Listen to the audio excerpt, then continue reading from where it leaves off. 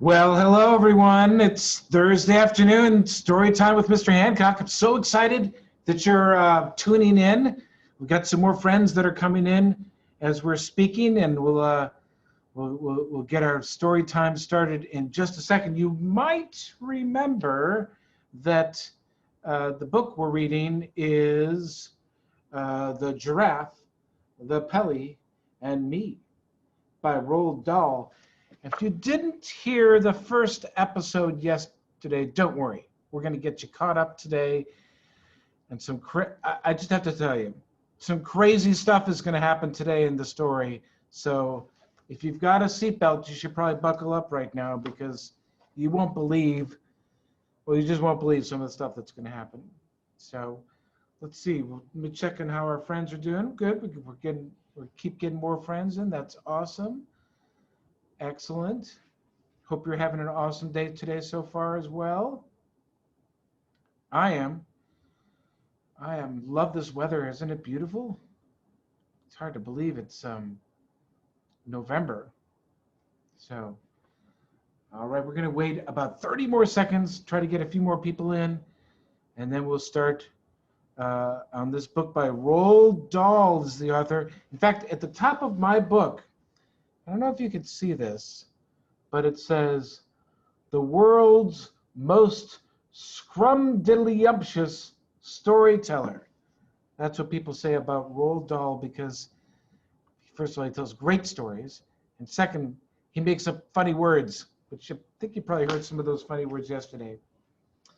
Okay, let me give you a recap. So yesterday we met our friend Billy. Billy's telling the story.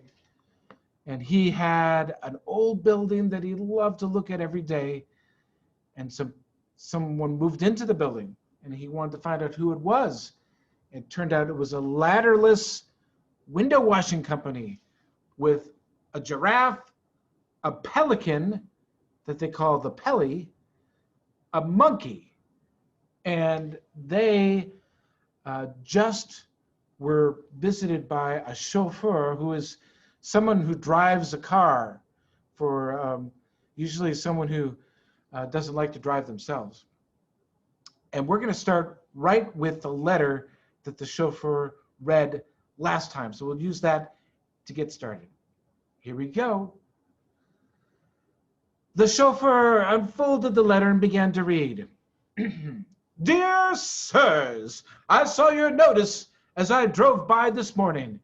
I have been looking for a decent window washer for the last 50 years, but I've not found one yet. My house has 677 windows in it, not counting the greenhouse, and all of them are filthy. Kindly come and see me as soon as possible. Yours truly, Hampshire. That, added the chauffeur, in a voice filled with awe and respect, that was written by His Grace, the Duke of Hampshire, in his own hand. And now, boys and girls, we start the next episode.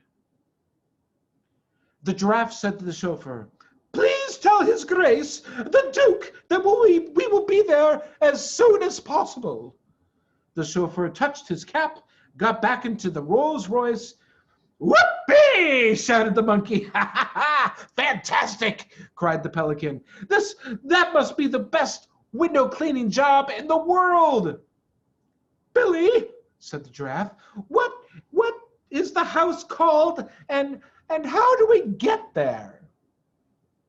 Well, it's called Humphrey House, I said. It's just over the hill. I'll show you the way. We're off! Cried the monkey. We're off to see the Duke.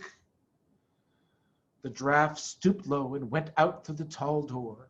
The monkey jumped off the windowsill on the giraffe's back. And the pelican, with me in his beak, hanging on for dear life, flew across and perched on the very top of the giraffe's head. And away we went. It wasn't long before we came to the gates of Hampshire House, and as the giraffe moved slowly up the great wide driveway, we began to feel a little bit nervous. What's he like, this Duke? The giraffe asked me. I don't know, I said, but he's very, very famous and very rich. People say he has 25 gardeners just to look after his flower beds. Soon, the huge house itself came to view. And what a house it was. It was like a palace. It was bigger than a palace. Just look at all those windows, cried the monkey. They'll keep us going forever. Then suddenly we heard a man's voice, a short distance away and to the right. I want those big black ones at the top of the tree, the man was shouting. Get me those big black ones. We peered around the bushes and saw an oldish man with an immense white mustache standing under a tall cherry tree, pointing his walking stick in the air.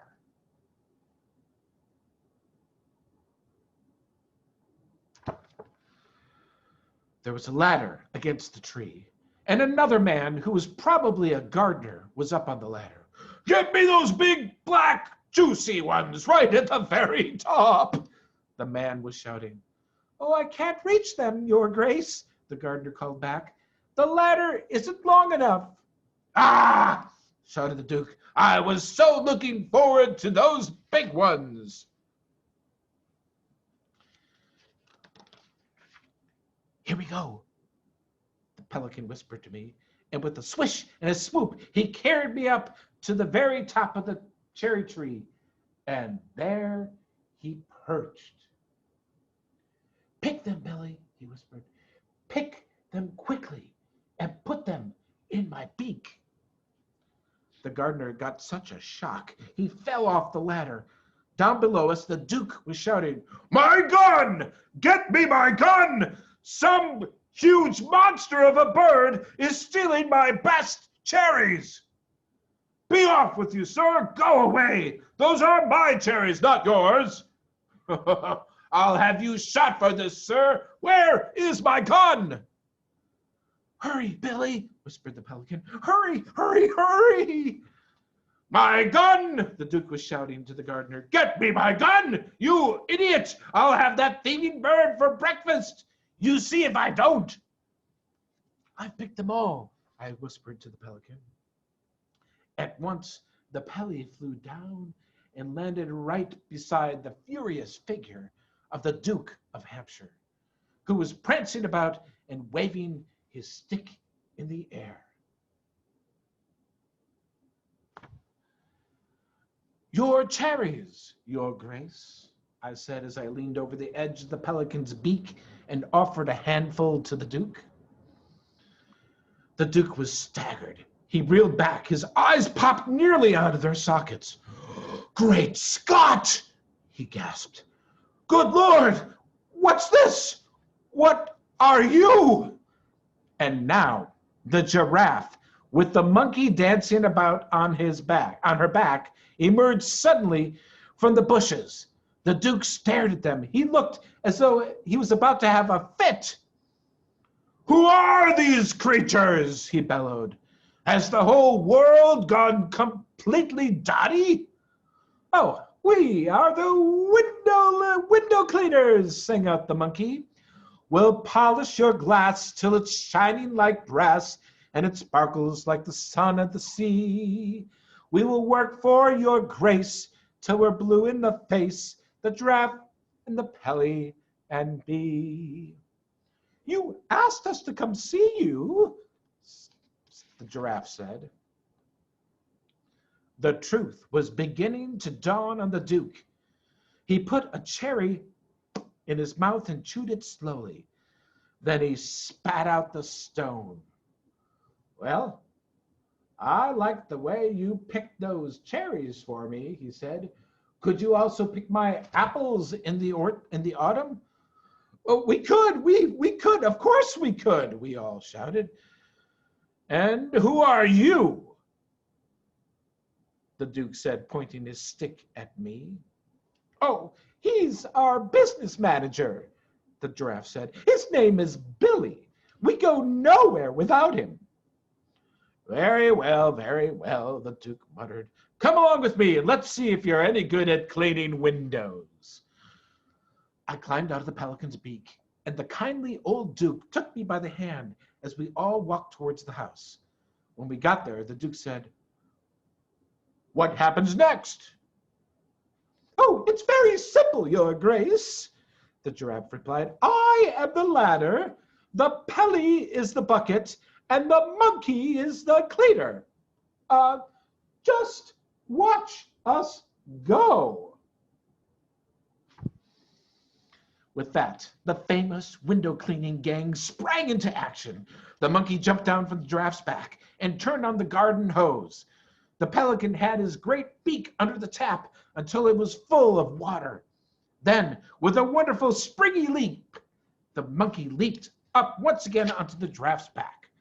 From there, he scrambled as easily as if he were climbing a tree up the long, long neck of the giraffe, until he was balancing on the very top of her head. The pelican remained standing on the ground beside us, looking up at the giraffe. We'll do the top floor first, the giraffe shouted down. Bring the water up, please. The Duke called up, Don't worry about the top 2 floors. You can't reach them anyway. Who says we can't reach them? The giraffe called back. I do, the Duke said firmly, and I'm not having any of you risking your silly necks around here. Now, boys and girls, if you wish to be friends with the giraffe, never say anything bad about its neck. Its neck is its proudest possession. What's wrong with my neck? Snapped the giraffe. Oh, don't argue with me, you foolish creature, cried the Duke. If you can't reach it, you can't reach it, and that's the end of it. Now get on with your work. Your Grace, the giraffe said, giving the Duke a small, superior smile. There are no windows in the world I cannot reach with this magical neck of mine. The monkey was dancing about most dangerously on the top of the giraffe's head, cried out, Show him, Giraffe! Go on, show him! Show him what you can do with your magical neck! The next moment, the giraffe's neck, which heaven knows was long enough already, began to grow longer and longer and longer and higher and higher and higher, until at last the giraffe's head, with the monkey on top of it, was level with the windows on the very top floor. The giraffe looked down from her great height and said to the Duke, How's that? The Duke was speechless. So was I. It was the most magical thing I had ever seen, more magical than the pelican's patented beak. Up above us, the giraffe was beginning to sing a little song, but she sang so softly I could hardly catch the words. I think it went something like this. My neck can stretch terribly high, much higher than eagles can fly. If I ventured to show how high it would go, you'd lose sight of my head in the sky. The pelican, with his huge beak full of water, flew up and perched on one of the top floor windowsills near the monkey. And now the great window cleaning business really began. The speed with which the team worked was astonishing. As soon as one window was done, the giraffe moved, and the monkey over to the next one, and the pelican followed. When all the 4th floor windows on that side of the house were finished, the giraffe simply drew in her magical neck until the monkey was level with the 3rd floor windows, and off they went again. Amazing! Cried the Duke. Astonishing, remarkable, incredible! I haven't seen any of my windows for 40 years. Now I shall be able to sit indoors and enjoy the view. Suddenly, I saw all three of the window cleaners stop dead in their tracks. They seemed to freeze against the wall of the house. None of them moved. "What's happening to them?" the Duke asked me. "What's gone wrong?" "I don't know," I answered. Then the giraffe with the monkey on her head tiptoed very gingerly away from the house and came towards us. The pelican flew with them, and the giraffe came up very close to the Duke and whispered, "Your Grace, there is a man in one of the bedrooms on the 3rd floor.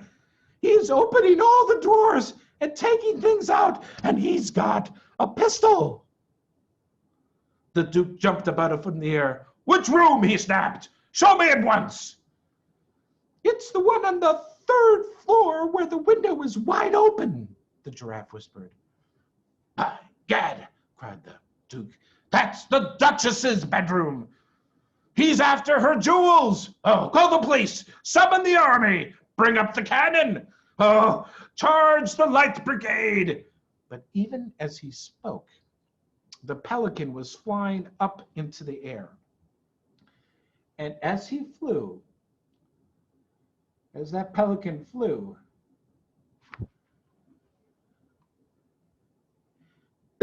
and he turned himself upside down and tipped the window cleaning water out of his beak. Then I saw the top half of that marvelous patented beak sliding out of his head, ready for action. "What's that crazy bird up to?" cried the Duke. "Wait and see," said the monkey. "Hold your breath, old man. Hold your nose, hold your horses, and watch the Pelly go." And like a bullet, the pelican flew in through the open window, and 5 seconds later, out he came with his great orange beak firmly closed. He landed on the lawn next to the Duke. A tremendous banging noise was coming from inside the pelican's beak. It sounded as though someone was using a sledgehammer against it from the inside. "He's got him!" cried the monkey. Pelly's he's got the burglar in his beak." "Well done, sir," shouted the Duke, hopping about with excitement. Suddenly he pulled the handle of his walking stick upwards, and out of the hollow inside the stick itself he drew a long, thin, sharp, shiny sword. "I'll run right through him," he shouted, flourishing the sword like a fencer. "Open up, pelican. Let me get him. I'll run the bounder through before he knows what's happened to him. I'll spike him like a pat of butter. I'll feed his gizzards to the foxhounds." But the pelican did not open his beak. He kept it firmly closed and shook his head at the Duke. And boys and girls, that's where we're going to stop this episode of The Giraffe and the Pelly and Me. What do you think is going to happen? It's got that burglar in his beak, the pelican does. And the Duke wants to skewer him with a sword. It might not be pretty, but I can guarantee you this, it's going to be pretty funny. Now, boys and girls, we don't have story time tomorrow. Our next time is Monday. So I hope you can all come back on Monday and hear some more of this awesome story by Roald Dahl. I'm so happy we have so many people with us today and can't wait to share some more stories with you. So for now, I'm going to say bye-bye. Hope you have an awesome day